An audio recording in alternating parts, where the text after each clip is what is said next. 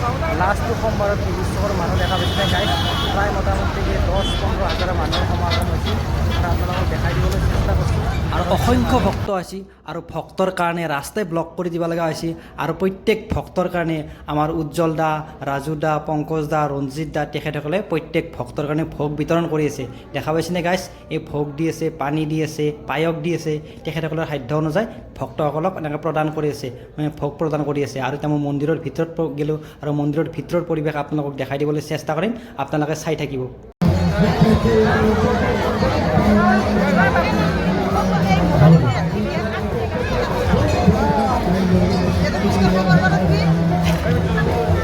আৰু মোৰ পিছলৈকে আপোনালোকে দেখাই পাইছে প্ৰত্যেক ভক্তসকল আহিছে, দূৰ দূৰণিৰ পৰা ভক্তসকল আহিছে, ভক্তসকলে সংকীৰ্তন গাই আছে কাবাই আৰু ধূপ দিয়া পৰিৱেশ দেখা পাইছে, ধূপ চাকি এনেকৈ যায় যেনেকৈ পাৰে প্ৰত্যেক ভক্ত এনেকৈ মানে ভগৱানৰ ওচৰত অৰ্পণ কৰি আছে আৰু সংকীৰ্তন গাই আছে আৰু প্ৰভুই সকলোকে আশীৰ্বাদ দি আছে।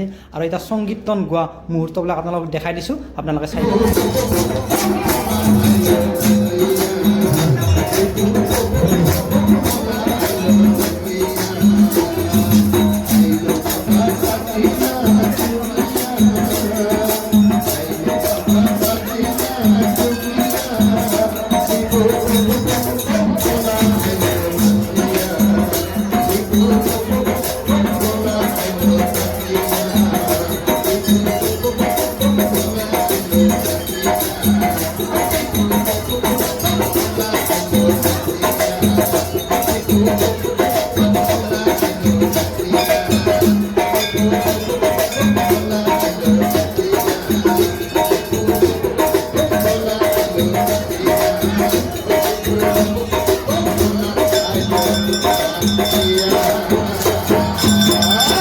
কীৰ্তন গান গোৱা শেষ হ'ল, এতিয়া নৈৰ পাৰত যাম আৰু নৈৰ পাৰত প্ৰত্যেক ভক্তই পানী তুলি আনিছে, পানী তুলি আনি শিৱৰ লিংগত ঢালি আছে।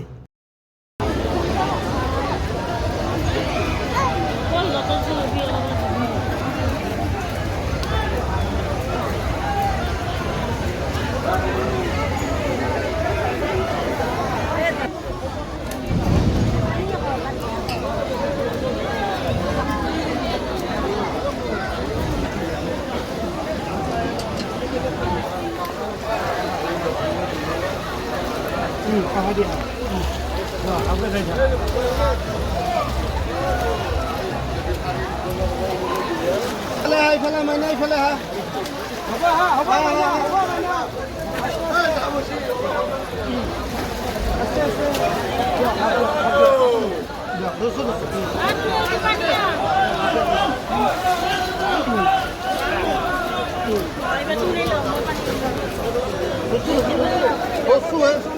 mana tu